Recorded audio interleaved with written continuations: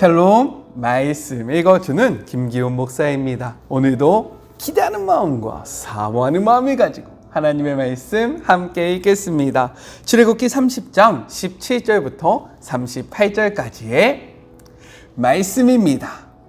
하나님께서 모세에게 말씀하셨다. 너는 대야와 그 받침대를 청동으로 만들어라.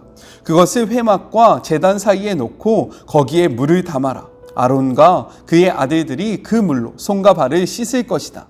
그들이 회막에 들어갈 때나 제단 가까이 가서 섬기거나 하나님에게 예물을 바칠 때 물로 씻어야 죽지 않을 것이다. 그들이 손과 발을 씻어야 죽지 않을 것이다. 이것은 아론과 그의 아들들이 대대로 지켜야 할 영원한 규례다. 하나님께서 모세에게 말씀하셨다. 너는 가장 좋은 향료를 취하여라. 성소 표준 도량형으로 액체 몰약은 5.5kg, 향기로운 육개는 그 절반 정도인 2.75kg, 향기로운 향초 줄기는 2.75kg, 계피는 5.5kg을 마련하고 올리브 기름도 4리터 마련하여라. 그것들을 향의 제조하는 사람이 하는 것처럼 잘 혼합하여 거룩하게 구별하는 기름을 만들어라. 그것을 회막과 증거계와 상과 거기 딸린 모든 기구와 등잔대와 거기 딸린 기구와 분향단과 번제단과 거기에 딸린 모든 기구와 대야와 그 받침대에 발라라. 그것들을 거룩하게 구별하여 그 안에 거룩함이 속속들이 스며들게 하여라. 그러면 그것을 만지는 사람도 누구나 거룩하게 될 것이다. 그런 다음 아론과 그의 아들들에게 기름을 부어라. 그들을 거룩하게 구별하여라. 구별하여 나를 섬기는 제사장으로 세워라. 너는 이스라엘 자손에게 이렇게 일러주어라. 이것은 너희 대대로 내게 거룩하게 구별하는 기름이 될 것이다. 그 기름을 일반인에게 붓지 마라. 너희 몸에 쓰려고 이 혼합법을 모방하지도 마라. 그것은 거룩한 것이니 거룩하게 다루어라. 그 혼합법을 모방하거나 그 기름을 일반인에게 붓는 사람은 누구든지 추방될 것이다. 하나님께서 모세에게 말씀하셨다. 너는 향기로운 향료들 곧 소합향과 나감향과 풍자향을 가져다가 거기에 순수한 유향을 섞어라. 향 제조하는 법에 따라 그 향료들을 같은 비율로 섞어 향기로운 향을 만들고 소금을 쳐서 깨끗하고 거룩하게 만들어라. 그 가운데 일부를 곱게 빻아서 그 가루 가운데 일부를 내가 너와 만날 회막 안 증거계 앞에 놓아라. 그곳은 너희에게 가장 거룩한 곳이 될 것이다. 너희가 이 향을 만들 때 사사로이 쓰려고 그 혼합법을 모방해서는 안 된다.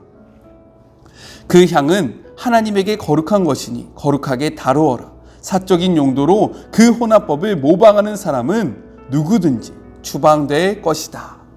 이것은 하나님의 말씀입니다. 오늘 말씀은요, 내용상 세 부분으로 나눠서 생각해 볼 수 있습니다. 먼저 첫 번째 17절부터 21절 물두멍의 제작 양식과 규례에 대해서 이야기를 하고 있어요. 성막에서는 물이 필요했습니다. 따라서 물을 담을 물두멍이 제작되어야 했어요. 이 물두멍의 재료는 놋이었고 이는요 여인들의 놋 거울로 만들어졌습니다. 말씀을 통해서 한번 찾아볼까요? 출애굽기 38장 8절의 말씀입니다. 그가 놋으로 물두멍을 만들고 그 받침도 놋으로 하였으니 곧 회막문에서 수종드는 여인들의 거울로 만들었더라. 이를 통해서 우리가 무엇을 생각해 볼 수 있을까요? 여인들의 아름다움을 위해서 사용되었던 놋이 이제는 성막과 제사장을 위해서 사용되었다라는 거예요. 마찬가지로 우리의 아름다움이 하나님의 나라의 확장을 위해서 사용되어야 한다는 겁니다. 그래서 어른들이 이런 말씀 하시지 않습니까? 내가 젊었을 때 하나님 나라를 위해서 헌신했어야 하는데 내가 조금 더 빨리 하나님 나라를 위해서 아름답게 열심히 일했어야 됐는데 그때를 놓쳐서 너무 아깝다. 왜냐면요, 우리의 아름다움을 통해서 하나님 나라를 위할 때 이보다 더 큰 축복과 은혜가 없기 때문입니다. 따라서 우리 사랑하는 청년들, 우리의 가장 아름다운 이 시기를 하나님 나라를 위해서 사용한 그런 복된 청년들이 되었으면 좋겠고, 주의 모든 자녀들 아직 늦지 않았습니다. 우리의 삶의 가장 아름다운 오늘, 하나님을 위해서 열심히 사용하는 그런 복된 하루하루가 되었으면 좋겠어요. 정말 그랬으면 좋겠습니다. 성경에서 물은 일반적으로 말씀과 성령을 의미합니다. 따라서 물로 손과 발을 씻는다는 것은 어떠한 의미이냐? 말씀과 성령으로 마음을 씻어서요, 흠이 없게 하는 것을 나타내주고 있다는 거예요. 하나님의 임재를 상징하는 성막에 들어가기 위해서는요, 말씀과 성령으로 마음을 씻어서 흠이 없게 하는 것이 필요했다라는 겁니다. 오늘날에도 동일하다라는 거예요. 우리는 하나님의 말씀 그리고 성령을 통해서 우리의 삶 속에 있는 더러운 모습들을 씻어야 합니다. 말씀과 성령으로 우리의 삶을 씻고요, 그 다음에 하나님과의 친밀한 교제를 이룰 수 있다라는 거예요. 오늘 하루 하나님의 말씀과 그리고 그분의 성령을 통해서 우리의 죄악된 모습들을 씻고요, 하나님과 친밀한 교제를 나누시는 복된 하루가 되기를 주님의 이름으로 축복하며 권면합니다. 둘째, 22절부터 33절 관유 제조법에 대해서 이야기를 하고 있습니다. 관유가 무엇이냐면요, 붓는 기름을 뜻하고 있습니다. 이 이름은 관유가 대제사장이나 제사장 혹은 선지자, 왕에게 직분을 수여할 때 머리에 붓는 용도를 지는 기름이었음을 보여주고 있다는 거예요. 또한 이 관유는요, 하나님께서 특별히 구별하여 임명하신 사람들의 머리에 부어졌기 때문에 이를 또 무엇이라고 이야기했냐면 거룩한 기름이라 라고 칭했습니다. 우리 30절의 말씀을 같이 한번 읽어볼까요? 개역개정입니다. 너는 아론과 그의 아들들에게 기름을 발라 그들을 거룩하게 하고 그들이 내게 제사장 직분을 행하게 하고 라고 기록되어 있어요. 이를 통해서 두 가지를 생각해 볼 수 있습니다. 먼저는 하나님께서 모세를 통해 성막의 성별 의식을 끝낸 후에 아론과 그 아들들을 위한 임직식을 거행하라고 명령하셨는데, 여기가 중요해요. 이것은 곧 대제사장이나 제사장들이 성직을 수행하기 전에 먼저 거기에 필요한 모든 제반 여건과 환경을 다 마련해 놓으시기를 원하셨다라는 사실입니다. 아무것도 준비하지 않은 상태에 그들을 기름 붓고 나서 너희가 이 모든 것들을 다 이루어라 라고 말씀하신 것이 아니라 모든 것들을 다 이루신 다음에 아론과 그의 아들들에게 기름을 붓고요, 이 모든 일을 감당하라 라고 말씀하셨다라는 거예요. 이를 통해서 우리가 무엇을 확인해 볼 수 있느냐? 하나님께서 우리에게 사역을 맡기실 때 하나님은요, 미리 필요한 모든 것들을 준비해 주신다라는 거예요. 그래서 성경은 이렇게 이야기하고 있습니다. 신명기 8장 6절의 말씀이에요. 내 하나님 여호와의 명령을 지켜 그의 길을 따라가며 그를 경외할지어다. 지금 무엇이라고 이야기합니까? 너가 앞서가라고 이야기합니까? 아니에요. 그의 길을 따라가라고 말씀하고 계십니다. 하나님께서 다 예비해 두시고 하나님께서 다 보여주신 그 길을 쫓아가고 따라가면 된다라는 거예요.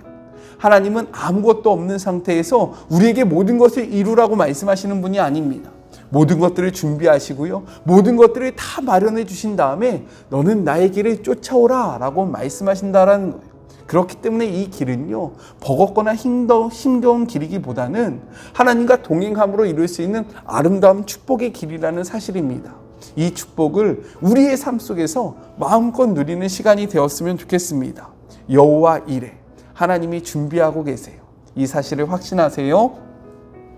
또한 이를 통해서 우리가 무엇을 생각해 볼 수 있느냐? 하나님 앞에서 존귀한 일꾼으로 사용되기 위해서는 제일 먼저 기름이 상징하는 바, 이 기름은 무엇을 나타내냐? 성령의 충만함을 받아 거룩히 구별되는 일이 선행되어야 한다는 겁니다. 그래서 성경은 이렇게 이야기하고 있어요. 사도행전 1장 8절의 말씀입니다. 오직 성령이 너희에게 임하시면 너희가 권능을 받고 예루살렘과 온 유대와 사마리아와 땅끝까지 이르러 내 증인이 되리라 하시니라. 오직 성령이 너희에게 임할 때에, 우리에게 임할 때에 우리에게 권능이 오는 거예요. 따라서 성령 충만함을 받는 것이 너무 중요합니다. 성령 충만함을 받을 때 우리는 능력의 삶을 살 수 있기 때문인 거예요. 그렇기에 오늘 하루 성령의 충만함을 구하는 그런 복된 하루가 됩시다. 마지막 셋째입니다. 34절부터 38절 향료 제조법에 대해서 이야기를 하고 있어요. 이 향료들은요, 가까이는 홍해나 지주해, 멀리는 아라비아나 페르시아, 심지어는 인도에서 수입되는 향품들이었습니다. 따라서 이 향료들을 구입하는 일은 당시 광야 생활을 하고 있던 이스라엘 백성에게는요, 매우 어려웠던 일이라는 사실이에요. 그럼에도 불구하고 이스라엘 백성들은요, 하나님의 말씀에 따라 이것들을 준비하며 하나님께 분향하며 하나님을 섬겼습니다. 이를 통해서 우리는 이스라엘 백성의 모습을 배워야 한다라는 거예요. 우리도 이러한 마음의 가짐이 있어야 합니다. 대충 편하게 아무렇게나 예배하는 것이 아니라 최상의 것으로 하나님의 말씀을 쫓아 상황이 이렇기 때문에 할 수 없다라고 핑계대는 것이 아니라 하나님이 말씀하시며 모든 상황 속에서 하나님의 말씀을 쫓아 살아가는 저와 여러분이 되기를 주님의 이름으로 축복하며 권면합니다. 우리 마지막으로 35절의 말씀 같이 한번 읽어볼게요. 그것으로 향을 만들되 향 만드는 법대로 만들고 그것에 소금을 쳐서 성결하게 하고 라고 이야기합니다. 소금은요, 부패를 방지하기 때문에 향이 변질되지 않고 오랫동안 보존될 수 있게 하는 기능을 가지고 있었습니다. 성경에서 소금은요, 무엇을 의미하냐? 하나님의 언약의 분별성, 불변성, 변하지 않는 그러한 속성을 상징한다라는 거예요. 또한 하나님 앞에 향을 태운다는 것은 무엇이냐? 제가 어저께도 이야기했었죠. 이는요, 하나님 앞에 올려지는 기도를 나타낸다라는 거예요. 이를 통해서 우리가 생각해야 하는 것은 무엇일까요? 그것은 바로 우리가 하나님 앞에 기도할 때에 우리는요, 변하지 않는 하나님의 언약, 말씀을 붙잡고 기도해야 한다라는 거예요. 그러할 때에 하나님의 응답이 우리 가운데 옵니다. 우리의 기도는요, 그냥 아무렇게나 하는 것이 아니라 하나님의 말씀을 붙잡고 이야기하는 거예요. 너는 내게 부르짖으라 내가 너에게 응답하겠고 너가 알지 못하는 크고 은밀한 이들을 너에게 보여줄 것이다 라고 약속하시지 않으셨습니까? 하나님, 내가 주님 앞에 부르짖습니다. 나의 삶 속에 일하여 주십시오. 이렇게 약속을 붙잡고 기도할 때에 하나님이 일하시고요, 하나님께서 함께 하시고요, 변하지 않는 그 신실함으로 우리의 삶에 일하신다라고 성경이 이야기하고 있는 거예요. 오늘 하루를 살아갈 때에 변하지 않는 하나님의 말씀을 소유하고 이 말씀을 붙잡고 하나님 앞에 기도하는 그런 복된 시간이 되었으면 좋겠습니다. 우리 같이 기도할까요? 하나님 감사합니다. 우리에게 깨닫게 하는 영을 허락하여 주심에 감사합니다. 하나님, 주님의 말씀과 주님의 성령이 우리의 삶을 정결케 하기를 소망합니다. 우리의 능력으로 하나님 앞에 나아가는 것이 아니라 주님께서 보내주시는 그 성령의 힘입어 주님 앞에 나아가기를 소망합니다. 우리가 아무렇게나 하나님 앞에 기도하고 예배하는 것이 아니라 하나님께서 말씀하신 그 모든 것들을 지켜나가며 기도하며 예배하기를 소원합니다. 또한 하나님 앞에 기도할 때에 변하지 아니하시는 하나님의 말씀을 붙잡고 기도하기를 소원하오니 주님, 우리와 함께하여 주시고 우리의 기도에 응답하여 주시옵소서. 오늘 하루를 살아갈 때에 성령 충만을 구합니다. 우리의 힘과 능력으로 이 땅에서 주님의 뜻대로 살아갈 수 없음을 누구보다도 주님께서 잘 아시오니 우리를 돕고 우리를 위하여 중보하시는 성령님을 보내주시고 우리가 그로 힘입어 힘있게 살아가는 주의 모든 자녀들이 되게 하여 주시옵소서. 함께 하실 주님을 기대하며 거룩하신 예수님의 이름으로 기도드립니다. 아멘. 성령 충만을 구하는 복된 하루가 되었으면 좋겠습니다. 저는요, 또 내일 만나도록 할게요. 사랑하고 주님의 이름으로 축복하면서 오늘 하루도 힘내세요. 우리 내일 만나요. 안녕. 오늘도 수고하셨습니다.